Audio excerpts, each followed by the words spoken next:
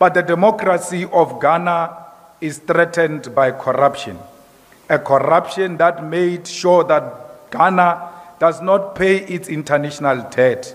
As a result, today, Ghana is unable to self-determine because everything else is dictated to Ghana by IMF and the World Bank because the current leadership failed to honor their obligation. Welcome to my YouTube channel. Now, Julius Malema was in Ghana sometimes back, and he had a message, good message for the youth of Ghana. Before I talk about this one, please let's watch this one and then we'll react about it. We also know that this country is the one that leads with successful succession which are peaceful. Of course, it experienced a bit of difficulty at some point. But since then, Ghana became the most celebrated democracy. But the democracy of Ghana is threatened by corruption. A corruption that made sure that Ghana does not pay its international debt. As a result, today, Ghana is unable to self-determine because everything else is dictated to Ghana by IMF and the World Bank because the current leadership failed to honor their obligation. It's a threat to a wonderful democracy anyway because it's eating on the moral fiber of democratic dispensation. We must never ever celebrate anyone who is corrupt or seek to defend the corrupt individuals irrespective of our political affiliation. Those who are stealing from the public purse now, they are stealing from the future. That's why they are unable to pay the debt now, and they will not be able to pay the debt in future. And it is you, the youth of Africa, that are going to inherit the debt, and you will not be able to develop your own countries. There is a tendency in the African continent of the youth defending the old corrupt because they give them the little money now and they forget the future. If you value yourself, if you value the future of this continent, you must stand tall and unashamedly fight corruption everywhere where it raises its ugly head. Don't care who says what. You must always speak truth to power. It doesn't matter who gets offended. The truth remains the truth, whether you are standing, whether you are sitting, whether you are sleeping, the truth will never change. And one thing you must know is that when you tell the truth to the powers that be, they may pretend now that they do not hear what you are saying. But when they are sleeping alone, their conscience speaks to them, and they must answer the question, is he or she telling the truth? And if the answer is yes, you have achieved your mission. They will never know they are corrupt until someone tells them on their faces that you are for yourself, you are for your family, you are for friends, you are for the politically connected, and you are not for our continent, because our continent is about the unity of African people that is based on economic ownership of the means of production. Ghanaians, we must make sure that we refuse the suppression of media freedom, because without media freedom, we are nothing. If there is anyone who can tell the world of any wrongdoing in Ghana and in South Africa and everywhere else, is the fourth estate. It must be protected. It doesn't matter how bad they write about you. You must protect their right to write. Because without that pen, you must know there is an ushering in of a dictatorship. If media is suppressed, if media can't write about corruption, if media takes bribes from governments, you must know those are the dark days of the African continent. Today, we've got our own platforms on the social media. Let us help the traditional media to expose the corrupt leadership, to expose the mining companies that milk Africa without leaving anything in Africa. The gold of Ghana must remain in Ghana and service the people of Ghana. The minerals of Ghana, the minerals of South Africa must service Africa. The EFF believes in one Africa where we've got one president. I know Kwame Nkrumah was accused of wanting to be a president of Africa. There was nothing wrong with that. The man qualified because he woke us up from the dead. We'll continue Kwame Nkrumah's call.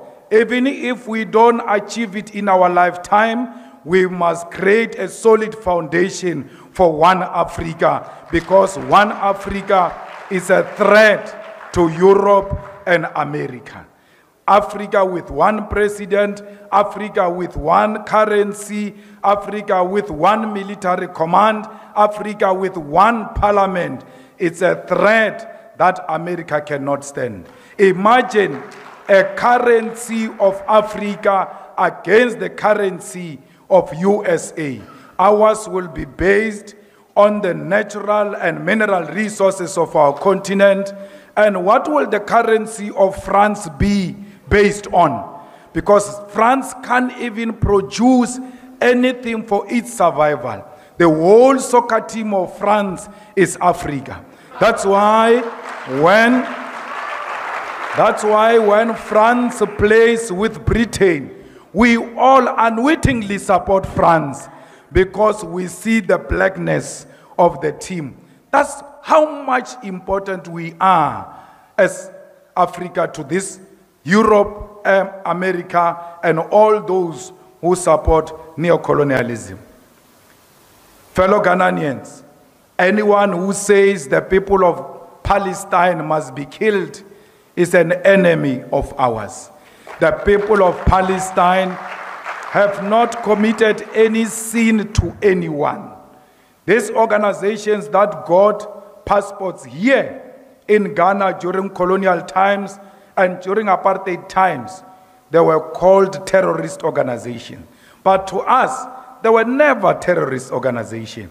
They were revolutionary organizations that seek the liberation of our own countries. We cannot listen to the same propaganda that was used against us during the years of liberation. Kwame Nkrumah was called a terrorist. Nelson Mandela is still on the list of terrorists in USA because they fought for the self-determination of Africans. That's exactly what Hamas is demanding, that let the people of Palestine reclaim their own land. Political freedom that Kwame Nkrumah achieved and generations after him achieved is meaningless without economic freedom. You can vote until you are purple. As long as there is no bread on the table, that vote is meaningless. You must vote when you arrive at home. You must find bread. You must find free education. You must find quality public health. You must find reliable electricity and not what we experienced earlier on. We must make sure that we own everything that belongs to us. So Africans, I don't care how many we are, we must believe in ourselves. At least be an individually liberated African who is not scared of colonizers, who is not scared of white people, who doesn't worship the establishment, who calls a spade a spade. That is the only way Africa will be respected. This continent is one. They might think they divided it. I can guarantee you now, like we saw when Ghana got liberated in South Africa, we said one day it will happen. It came many years after, but eventually it came. The unity of this continent is going to come. And when we call on each other to come into each other's countries, we must embrace that with ease. Me being here in Ghana, I don't feel like I'm in a different country. Because in this world, there is nothing different I'm not used to in South Africa. When I look at left or right, I see my brothers and sisters. When I walk outside and drive all over, I see the poverty of Africa that I see at home. So why would I claim I'm in a different home? Because conditions are the same. So when I'm here, I'm at home. When you are in South Africa, feel at home. South Africans are not xenophobic. South Africans are peace-loving people, and I extend my invitation to all of you to come and study in South Africa, to come and work in South Africa, to come and take your holidays in South Africa, because it is your home too. The same way you welcomed us here, we'll welcome you in South Africa. Welcome back. Now, Julius Malema sent strong message to the youths of Ghana. First of all, let me say, Ghana was the first African country to gain independence. And Ghana, as for now, supposed to be far away. Ghana supposed to be one of the greatest country in Africa, because they are the one who got the first independence. So they were free for a long time. And Malema has talked about us voting in old people to the power. Old people with the same old games, with the same colonial mind, and which we are looking forward to do away with it as the youth of Africa. When we talk about oneness of Africa, it must start with Ghana. Ghana plays a very big role in African unity.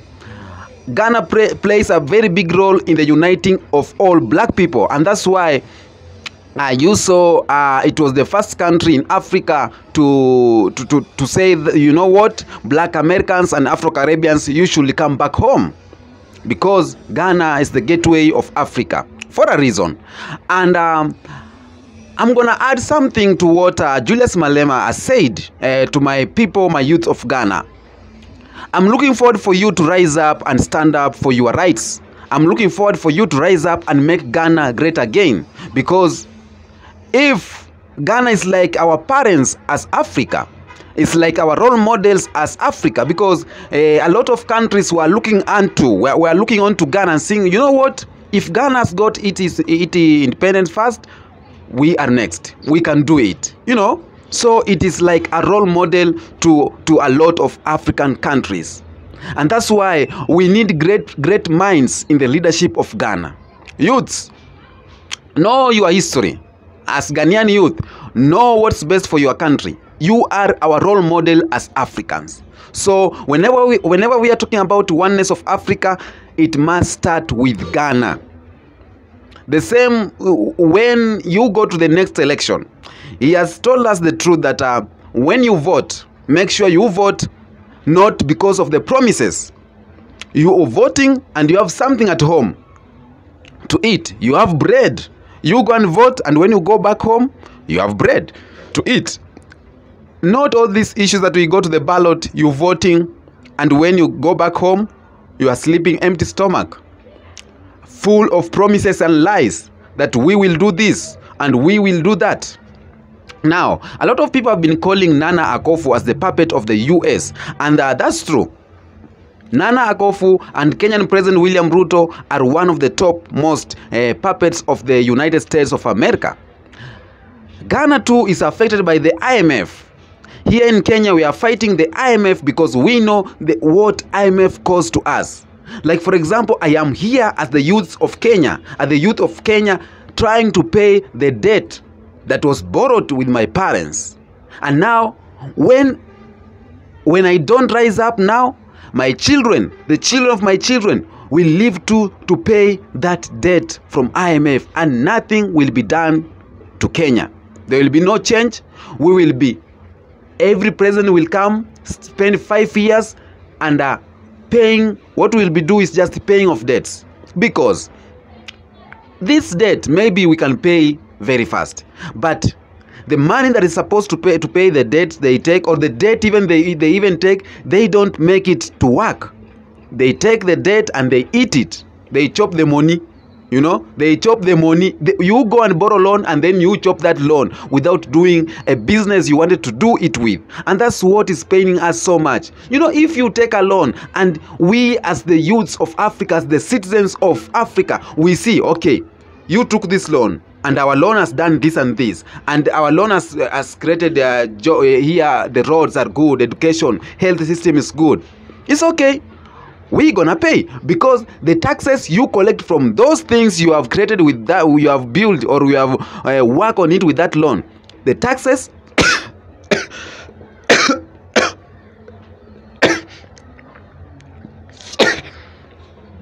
the taxes you collect from there, it pays the loan.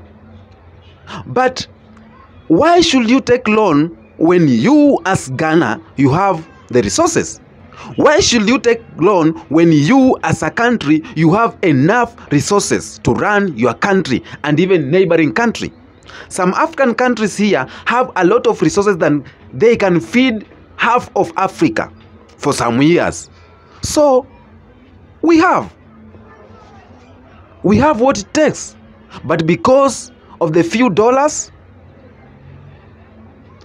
we allow our country to enter into some deep hole.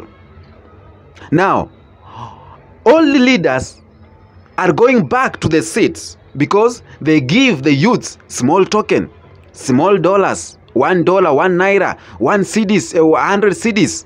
You given 100 cedis, and you give away your 5 years for free for 100 cedis. You give away your freedom for 100 cedis. You give away your better education for 100 cedis. You stay hungry for 5 years or 4 years if the period term for 100 cedis. So we as the youths of Africa, Julius Malema has spoke the right words to us, and we have to hear, and we have to rise up, because we are the people.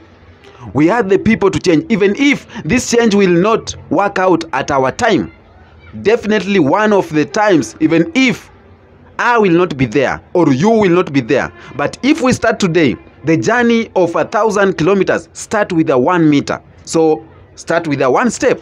So if we start today, period, it will come to pass. Africa will come together, because Africa, we are one people. When I see a Tanzanian, he is my black brother.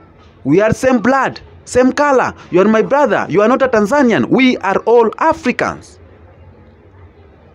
So today, I'm here to support what Malema has said. And this is to the youths of Ghana, the youths of Ghana, the Gen Z of Ghana. Whatever you are facing as a country, you can do away with it when we talk about it, when we call them out peacefully. We call the bad politician, we call the corrupt politician, we call them out and tell them, you know what you're doing is bad. What you are doing is bad.